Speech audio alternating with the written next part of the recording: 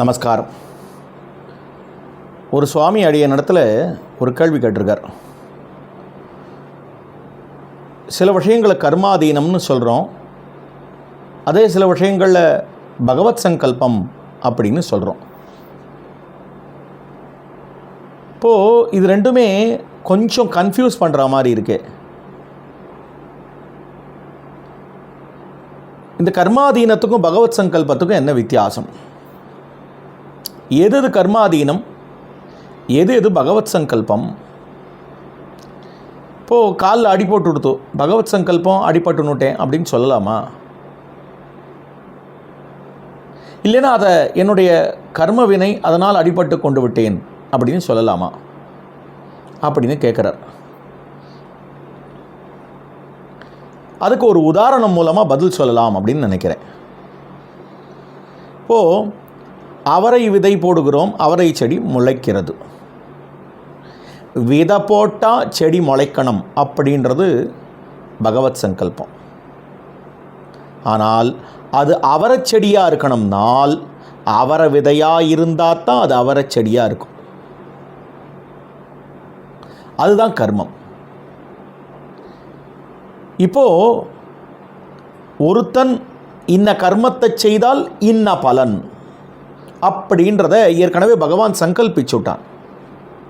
ஆனால் நாம் இந்த கர்மத்தை செய்கிறோம், இல்லை இன்னொரு கர்மத்தை செய்கிறோம் அப்படின்றது, இந்த நன்மையை செய்தால் இந்த புண்ணியம், இந்த தீமையை செய்தால் இந்த பாபம் அப்படின்றத பகவான் பொதுவாக ரூல் எழுதி வச்சுட்டான். அவன் சங்கல்பித்து வைத்தான். ஆனால் அந்த பாபத்தை செய்யறது யாரு? அது நம்ம தான். அப்போது பாபத்தை செஞ்சுட்டு அதுக்கான பலன் யாராலன்னு அது நம்மளால் தான். ஆனால் இன்ன பாபத்துக்கு இன்ன பலன், இன்ன புண்ணிய கர்மத்துக்கு இன்ன பலன் அப்படின்றத ஏற்கனவே சங்கல்பித்து வைப்பவன் பகவான். பகவத் சங்கல்பம் அப்படின்றத நம்ம we cannot take it for granted.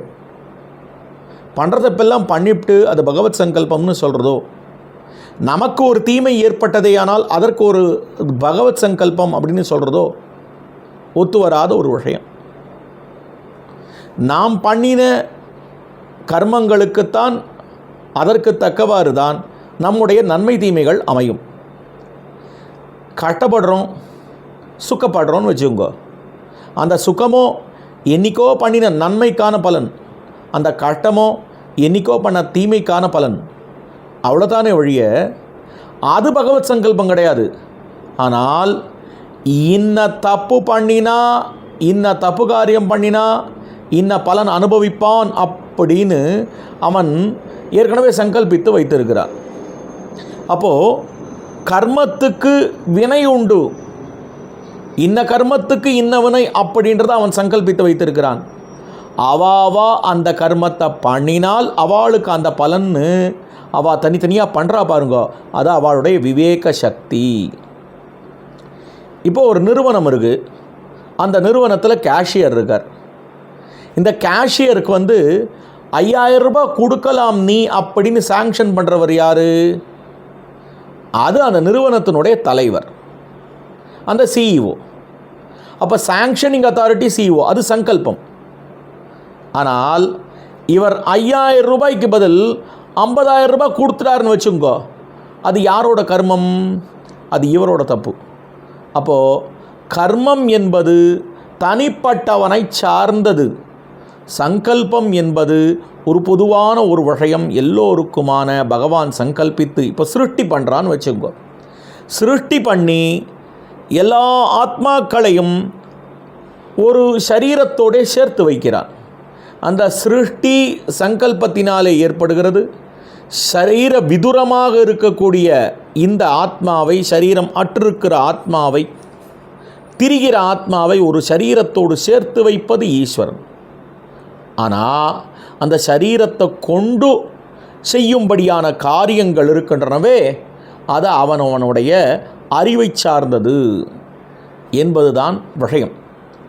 ஆக பகவத் சங்கல்பம்ன்றது வேறு, கர்மம்ன்றது வேறு.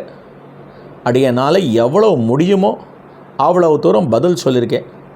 இதில் குத்தங்குறைகள் இருந்தால் க்ஷமிக்க பிரார்த்தித்து அமைகிறேன். ஸ்ரீமதே ராமானுஜாய நமஹ.